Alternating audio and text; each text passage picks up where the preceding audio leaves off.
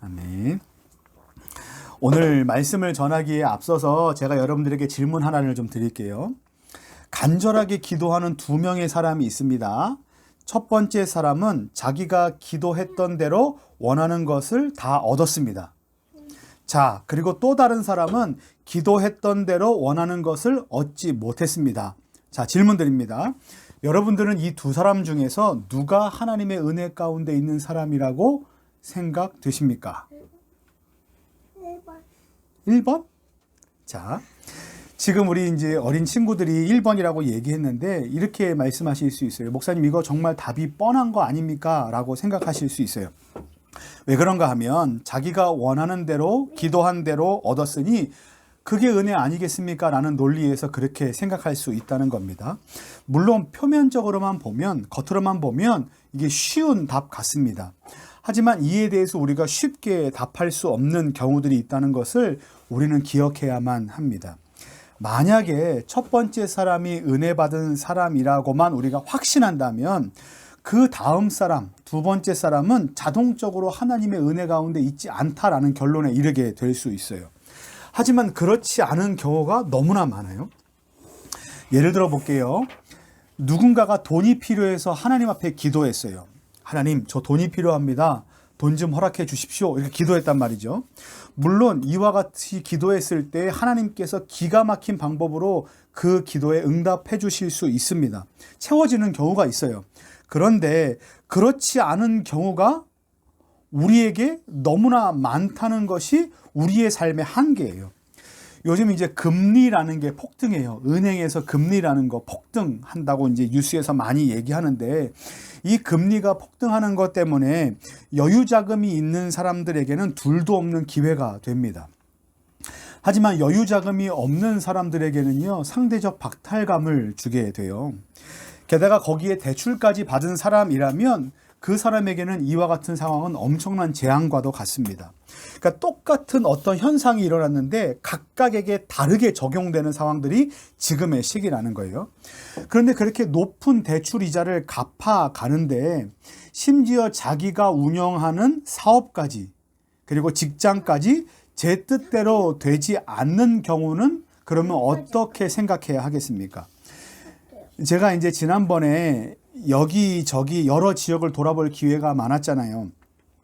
특히 이제 식당들을 유심히 지켜보게 됐는데 너무나 안타까운 게 뭐냐면 어떤 식당은 손님이 바글바글 엄청나게 많아요. 분벼에 막 줄까지 서요. 그런데 그 옆에 있는 그 줄줄이 늘어져 있는 그 식당들에는 손님이 한 사람도 없어요. 그러니까 마냥 손님만을 기다리고 있는 빈 가게들이 너무나 많다는 거예요. 근데 그것뿐인가? 그렇지 않아요. 그 옆에 있는 또 가게들은 불이 꺼져 있고 임대문이라는 쪽지가 붙어 있는 빈 상가들이 되게 눈에 많이 띄었어요. 그러니까 제가 그것을 보면서 되게 안타깝고 답답한 마음이 들었는데 그 사업을 하시는 당사자분들은 얼마나 답답하시겠어요? 요즘 대기업들이 이제 돈이 씨가 말랐다라는 얘기들이 돌고 있습니다. 그래서 혹시나 지금 이 경제적인 위기가 예전에 한 20여 년 전에 IMF 때처럼 되지는 않을까라는 걱정을 하기도 합니다. 심지어 이제 미분양되는 아파트를 전놨는데 나 그 아파트 살지 않겠습니다라고 말하는 사람들이 너무나 많다는 거예요. 그러면 지어놓고선 그 건물을 지은 회사는 망할 수밖에 없어요.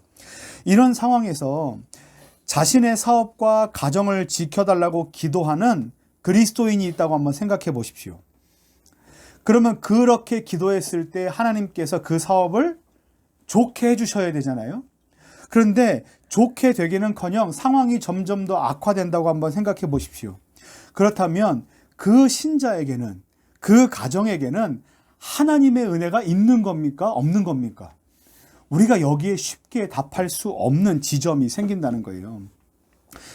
예전에 1997년도, 98년도에 IMF 당시에 저희 가정도, 이제 이 목사의 가정도 아버지가 직장에서 실직하는 덕분에 매우 힘든 시간을 겪었습니다. 하지만 지금에서야 그 시기가 어떠한지를 알았지, 그때 당시에 대학생이었던 저는 그때가 어떤 상황이었는지 잘 알지 못했어요. 근데 요즘 나오는 뉴스를 보니까요, 엄청 무서웠던 때였던 것으로 그 시간이 기록되고 있더라고요. 와, 우리 부모님 세대들이, 할아버지, 할머니 세대들이 그 IMF 때 그 엄청나게 위험하고 힘든 시간들을 어떻게 견뎌내셨을까? 그렇게 좀 이렇게 상당히 이렇게 대단해 보이고 또 위대해 보인다는 생각을 갖게 됩니다. 그때 당시에 저희 가정은 그 할아버지, 아버지가 실직했기 때문에 어려운 상황 가운데 있다고 말씀을 드렸는데, 그러면 생각해 보십시오. 저희 가정 가운데 하나님의 은혜가 있던 겁니까? 없던 겁니까? 저희 어머니는요, 우리 친구들의 할머니는 전도사님이셨어요. 사역자였단 말이에요. 그리고 저는 신학생이었고 지금은 목사입니다. 근데 아버지가 실업자가 돼서 일거리가 없어요. 돈을 벌어오지 못하신단 말이에요. 그러면 하나님의 은혜가 저희 가정 가운데 있는 겁니까? 없는 겁니까? 라는 질문을 가졌을 때 우리는 없다라고 말할 수 없다는 거예요. 지금 제가 드리는 이 이야기의 흐름을 이해하시겠죠? 하나님의 은혜라는 것은 1 더하기 1은 뭐예요? 2. 1 더하기 1은 2다 라는 수학 문제처럼 명확하게 이야기할 수 없는 부분들이 존재한다는 겁니다. 그러면 질문을 드릴게요. 진짜 우리 가운데 있는 하나님의 은혜는 대체 뭡니까? 어떤 게 하나님의 은혜입니까? 라는 질문이 우리 가운데 주어져요. 우리 이제 더 행복한 교회 성도님들과 함께 누가복음 말씀을 이제 순서대로 계속해서 이제 살펴보고 있는 중에 오늘 이제 추수감사주일을 맞이하게 됐어요. 때문에 저는 이제 누가복음 말씀을 순서대로 보면서 조금 건너뛰어서 오늘 누가복음 17장 말씀을 살펴보려고 합니다. 왜냐하면 여기에 그에 대한 답, 하나님의 은혜의 메시지가 담겨 있기 때문에 그래요. 앞에서 이제 제가 드렸던 질문을 한번 생각해 보십시오. 지금이라는 힘든 시간을 살아가는 그리스도인이라면 누구나 한 번쯤은 앞에 제가 드렸던 질문에 대해서 궁금증을 가지고 있을 거예요. 내가 필요한 것이 있는데 원하는 대로 구하는 대로 받으면 좋겠는데 그렇지 못한 상황들이 우리 가운데 너무나 많다는 거예요. 하나님, 제가 원하는 것은 그렇게도 주시지 않으시면서 어째 믿음도 없어 보이는 악한 사람 같은 저 사람에게만 모든 것을 다 몰빵해 주십니까? 라는 생각이 우리 가운데 억울함으로 작용할 때가 있어요. 이런 하나님께 대한 의문과 질문을 가지고 살아가는 저와 여러분들에게 주시는 은혜의 메시지가 바로 오늘 말씀이에요. 자, 오늘 본문 성경 말씀을 제가 이야기해 드릴게요. 오늘 성경 말씀에는 예수님께서 사마리아와 갈릴리 사이를 통과하시다가 한 마을에 들어가서 생기신 일이 기록되어 있어요. 예수님을 멀리서 본 10명의 나병 환자들이 소리 높여 부르짖기 시작합니다. 선생님이여, 우리를 불쌍히 여겨 주시옵소서, 이렇게 소리쳤어요. 이 말은 뭐냐면 우리가 지금 나병으로 고생하고 있습니다. 우리의 나병을 고쳐주십시오 라는, 고쳐달라는 말이에요. 당시의 나병 환자들은요, 성경 구약 율법에 의해서 일반 사람들이 사는 동네 바깥에서 이렇게 고립된 채로, 쫓겨난 채로 살아야만 했어요. 그러니까 나병이 걸린 사람들은 다른 사람들과 만나면 절대 안 되는 것이 그때 당시의 율법이었어요. 지금으로 말하면 그 당시의 나병 환자들은요, 강제적인 아웃사이더예요. 아싸예요, 아싸. 그런 이들이 병을 능히 치료하실 수 있는 예수님께서 자기 동네로 들어오셨다는 소식을 듣게 되니 얼마나 신났겠습니까? 그렇죠? 비록 자신들이 강제적인 아웃사이더이지만, 그래서 예수님께 가까이 가지는 못하지만 멀리서나마 간절하게 소리를 불러서 내 목소리가 그분께 닿기만이라도 하면 내가 나을 수 있겠다라는 간절한 마음이 그 사람들 마음 안에 작동하고 있었다는 거예요. 그렇게 간절한 마음으로 하나님께 부르짖었더니 그 사람들의 병이 나았을까요? 안 나았을까요? 오늘 성경에 병이 나았어요. 자, 10명이 찾아갔는데 몇 명이 나왔을까요? 10명이 나왔어요. 10명이 찾아갔는데 10명이 병이 다 나았어요. 이게 뭐냐면 이게 사실 우리가 바라고 기대하면서 기도하는 완벽한 기도의 응답이에요. 구하는 대로 모두 다 100% 누락된 사람 없이 원하는 것을 다 받은 것이 기도의 응답이에요. 근데 이제 여기서부터가 중요한 메시지입니다. 병 고침을 받은 나병 환자가 몇 명이라고 말씀드렸어요? 10명이에요. 그 10명이 병 고침을 받았는데 예수님 앞에 찾아와 엎드려 큰 절을 올린 사람, 그랜절 한 사람, 그랜절 한 사람이 몇 명일까요? 한 사람이에요. 한 사람. 오늘 말씀 볼게요. 15절 16절이에요. 15절 16절. 그 중에 한 사람이 자기가 낳은 것을 보고 큰 소리로 하나님께 영광을 돌리며 돌아와 예수의 발 앞에 엎드려 감사하니 그는 사마리아 사람이라 라고 기록되어 있어요. 아멘. 10명의 사람이 병 고침을 받았는데 예수님 앞에 찾아와 엎드려 그랜절한 사람이 몇 명이다? 한 명이라는 거예요. 그때 예수님께서 이렇게 말씀하세요. 17절 말씀에 예수께서 대답하여 이르시되 10사람이 다 깨끗함을 받지 아니하였느냐? 그 9은 어디 있느냐라고 예수님께서 말씀하세요. 이게 무슨 말이냐면 분명 병 고침을 받은 사람은 10명인데 나머지 9은 어디 가고 너 혼자 여기 와서 엎드려 절하고 있느냐라고 예수님께서 말씀하고 계시다는 거예요. 이 말씀을 보통 우리가 인간적인 관계 정도로 적용해서 해석하는 것을 우리는 좀 지양해야 돼요. 조심해야 돼요. 예를 들어 볼게요. 만약에 내가 10명의 사람들에게 핸드폰으로 기프티콘 선물을 주었어요. 10명에게 줬어요. 그런데 어떤 한 사람에게 감사 인사가 돌아왔어요. 고맙습니다 라고 감사 인사가 돌아왔어요. 그런데 나머지 9사람은 인사하지 않아요. 꼭 이런 사람 있죠. 아유, 이까짓 거 누구 코에 붙이라고 이런 말하는 사람도 있고, 그리고 인사조차 하지 않는 사람도 있어요. 그 사람들이 우리 가운데 인사하지 않을 때 우리가 얼마나 속상합니까? 사람들의 관계도 이러할지인데 하물며 예수님께는 감사 인사를 드려야 하지 않겠습니까? 라고 생각하는 건 좀 우리가 지양해야 된다는 거예요.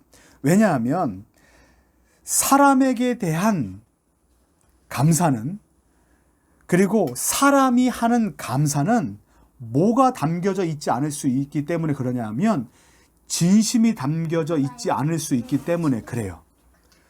그러니까 내가 그것을 받았을 때, 누군가가 나에게 그것을 주었을 때 감사 인사를 할 때는 마음이 담겨져 있지 않고 거칠어로 할 수도 있어요. 진짜 그것이 내 인생 가운데 커다란 영향력을 끼치지 못했다는 생각을 가질 때가 있다는 거예요.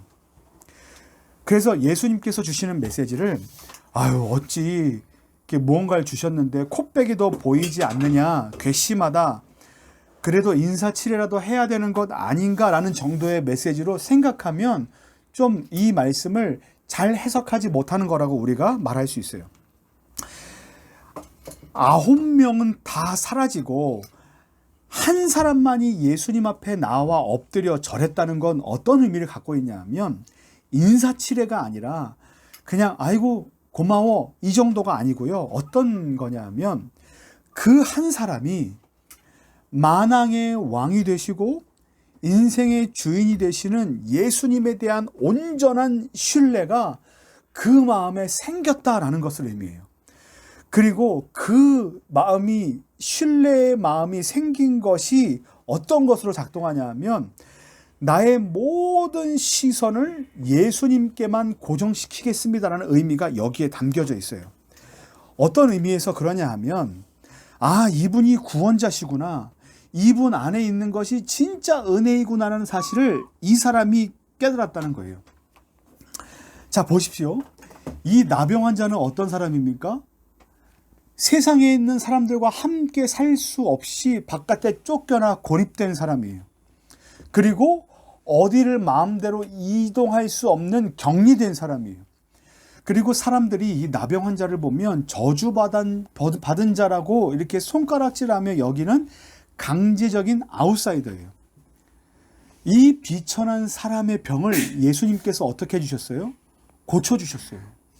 그러니까 이 병 고쳐주셨다는 그 한 가지로 말미암아 이 사람은 강제적인 아웃사이더에서 뭐가 됐어요? 인사이더가 됐어요. 인사이더. 그러니까 사람들 바깥에 쫓겨난 사람이 사람들 안으로 들어갈 수 있게 되었고요. 그리고 비천한 존재에서 하나님의 사랑을 받는 은혜의 존재가 되었다는 거예요. 그것이 이 사람에게 뭘로 작용했어요? 하나님께 시선을 고정하면, 예수님 안에 있으면 내 존재가 바뀌는구나, 이것이 정말 참된 복이구나라는 사실을 깨닫고 어떻게 했습니까? 예수님 앞에 나아가 엎드려 감사드렸던 거예요. 여러분, 이게 감사예요. 감사는요, 나 밥 먹여주셨으니까 감사하는 그 정도가 아니고요. 내 존재가 변화되었는데 그 존재의 변화의 시작이 누구다? 예수님이라는 사실을 인식했다는 것이 감사예요. 그리고 이 사람이 그것이 감사로 여겨졌다는 것이 뭔지 아십니까? 은혜예요. 보십시오. 분명히 몇 명 병고침을 받았어요? 10명. 10명이 병고침을 받았어요. 맞아요. 근데 9명이 어디로 갔어요? 그냥 가버렸어요. 근데 그냥 가버렸다는 것을 성경은 우리 가운데 어떻게 이야기하냐면, 그 사람들은 이 지긋지긋한 병이 낫자마자 내가 이 병이 낫기만 해봐라 라고 했던 그 그림, 내가 이 병이 낫기만 하면 놀러 갈 거야, 내가 이 병이 낫기만 하면 뭘 할 거야 라고 했던 그곳으로 재빨리 달려가 버린 거예요. 거기에 예수님이 있어요, 없어요? 없어요. 이 사람들이 생각했던 건 예수님에게 나아가면 병이 고쳐질 것이다 라는 것만 생각했지, 그 병 고쳐 주신 것이 나에게 은혜다, 병 고쳐 주신 분이 내 인생 가운데 어떤 일을 행하실 것이다 라는 기대와 소망과 신뢰가 전혀 없었던 거예요. 이 사람들은 예수님에게 달려가기 바빴던 게 아니라 어디로 달려갑니까? 내가 그동안 못했던 것, 밥을 제대로 못 먹고 사람들과 놀러 가지 못하고 여행 가지 못했던, 우리 코로나 때 어땠습니까? 격리되고, 그리고 사회적으로 이동하지 못하는 이와 같은 우리가 일들을 통해서 여행도 제대로 못 다니고, 학교도 제대로 못 가고, 어린이집도 제대로 못 가고, 직장도 제대로 못 가고, 사람들과 함께 만나서 밥도 못 먹는, 그래서 이 코로나만 끝나봐라 라고 하면서 그 사람들에게 나온 게 뭐예요? 보복 소비 아닙니까? 내가 그동안 못했던 것을 마음껏 해버리라. 그러니까 지금 이 9명의 나병 환자는 보복 소비를 하듯 떠나버린 거예요. 정말 그 삶을 회복시켜 주시는 예수님께서 우리 가운데 기억되지 않고 있다는 거예요. 여러분, 코로나가 지금 완전히 끝난 건 아니지만 우리가 지금 끝난 것처럼 살아가잖아요. 여러분, 이게 은혜예요. 은혜. 우리가 함께 모여 예배하고 함께 식당에서 밥을 먹고 우리가 사람들과 만나서 무엇인가를 할 수 있는 건 은혜라는 것을 우리가 이미 알잖아요. 그때 우리가 해야 되는 것이 뭔지 아십니까? 많이 놀러 가는 거예요. 많이 사람들 만나는 거예요. 그것보다 먼저 해야 될 것은 우리가 하나님 은혜 안에 있다라는 생각을 가지고 주님 앞에 엎드려 그분께 우리의 시선과 초점을 맞추는 것이 우리 가운데 은혜예요.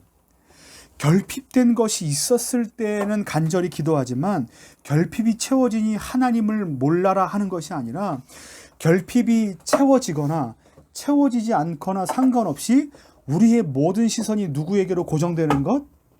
예수님에게로 고정되는 것. 이게 뭔지 아십니까? 진짜 복이에요. 진짜 은혜예요. 사랑하는 성도 여러분, 하나님의 은혜 안에 있다는 것, 우리가 질문을 드렸죠. 어떤 게 하나님의 은혜입니까? 라고 했을 때 하나님의 은혜 안에 있다는 것은 우리가 원하고 기도하는 그 삶의 결핍이 채워졌는가 채워지지 않았는가가 아니라, 하나님의 은혜 안에 있다는 것은 뭐냐면 그 결핍이 채워지든 그 결핍이 채워지지 않든 간에 어떤 상황에서도 뭐다? 우리의 마음과 우리의 시선이 하나님께 고정되어 있는가가 하나님의 은혜라는 사실을 우리가 기억해야만 해요. 그래서 이와 같은 것이 은혜임을 아는 신자에게 주시는 하나님의 말씀이 뭐냐면 골로새서 3장 15절 말씀이에요.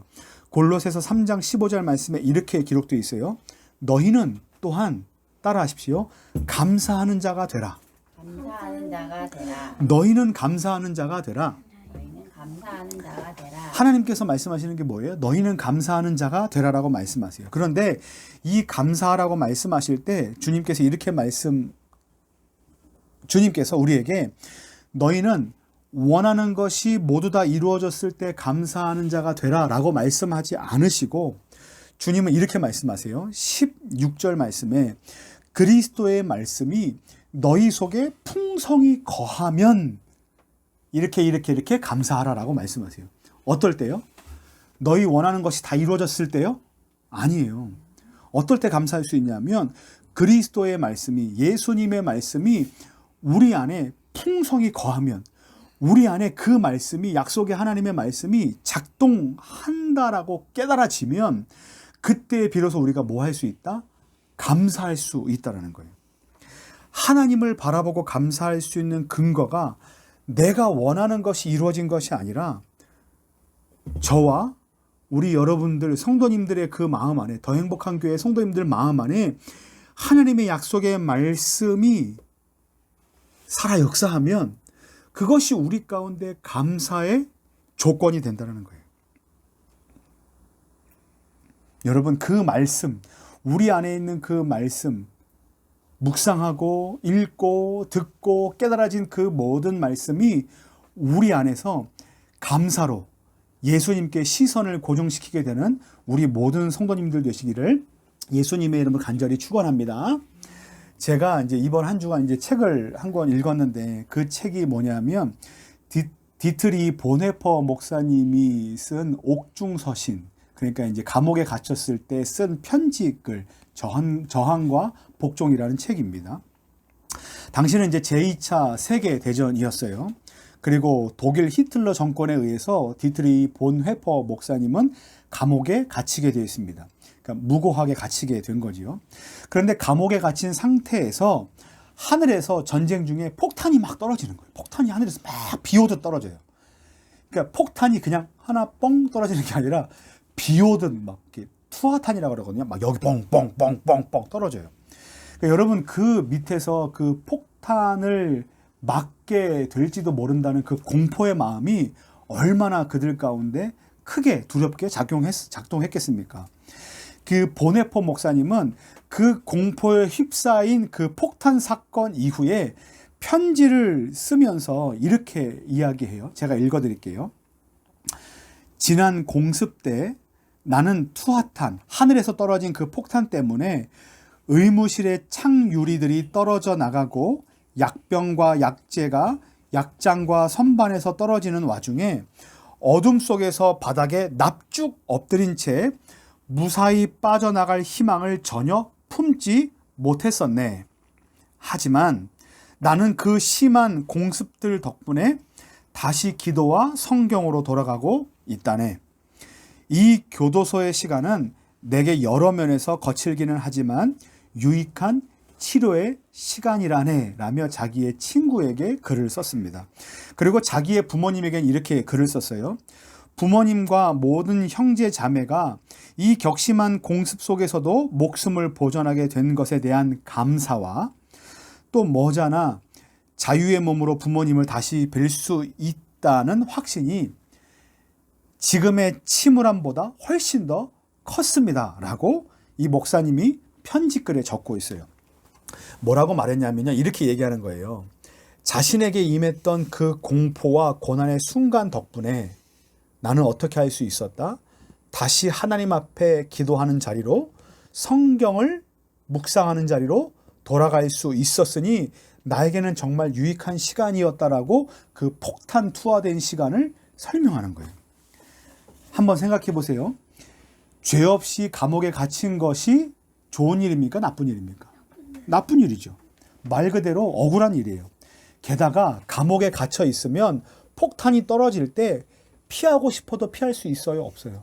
없어요. 그냥 떨어지면 그 자리에서 폭탄을 맞아야만 해요.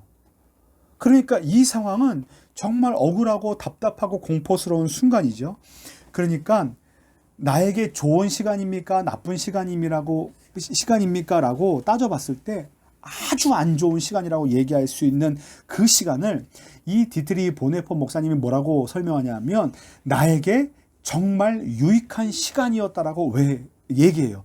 왜 그러냐 하면 왜 유익한 시간이었다고 얘기하냐면 이 고난의 시간을 통해서 누구를 봤기 때문입니까? 하나님을 봤기 때문입니다. 이 고난의 시간 속에서 하나님께 나의 모든 시선과 초점을 맞출 수 있는 시간이었기 때문에 유익한 시간이라고 얘기를 해요. 또 한 권의 책에서 이제 그 하나님을 만나다 룻기라는 그 합신대학원 정창균 교수님의 책에서 이렇게 이제 설교하는 내용을 목사님 보게 됐어요. 제가 보게 됐어요. 룻기에 보면 나오미라는 이 과부를 보면 남편도 죽었고요. 아들 셋도 죽었어요. 그리고 이제 망한 모습으로 고향 땅으로 돌아가야만 해요. 그래서 고향 땅에서 자기의 이름을 나오미가 아니라 괴롭게 되었다라는 뜻의 마라라고 부르게 했어요. 그러니까 나는 망한 거죠. 나는 폭삭 망했기 때문에 너무나 괴롭다. 하나님이 나를 괴롭게 하셨다라는 뜻의 마라예요. 이것이 신자로서 그리스도인으로서 은혜입니까? 라고 물어봤을 때 은혜라는 거예요.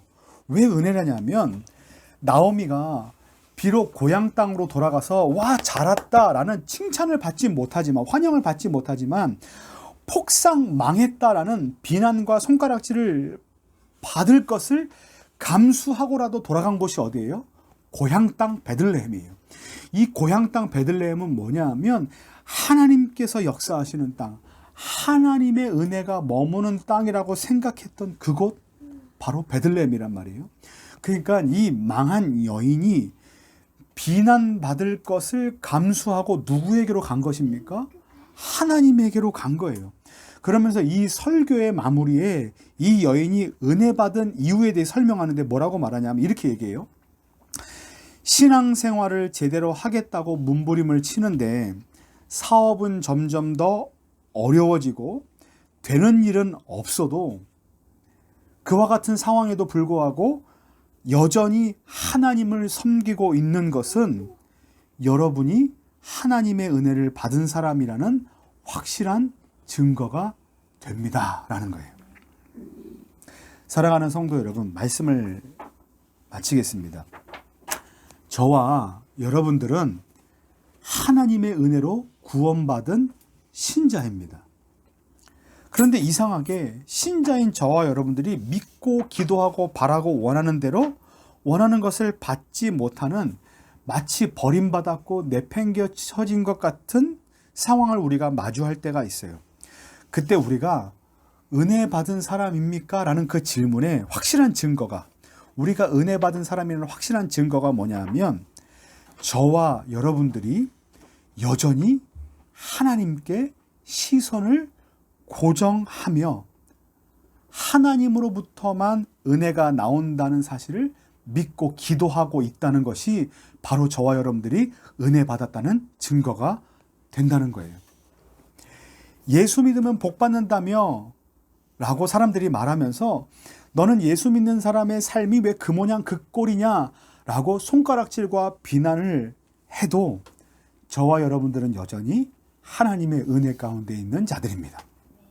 바라기는 날마다 그분으로부터 나오는 은혜를 사모하며 하나님께 시선과 모든 초점을 고정하시고 감사로 하나님의 주되심을 고백하는 저와 여러분들 되시기를 예수님의 이름으로 간절히 축원합니다. 아멘.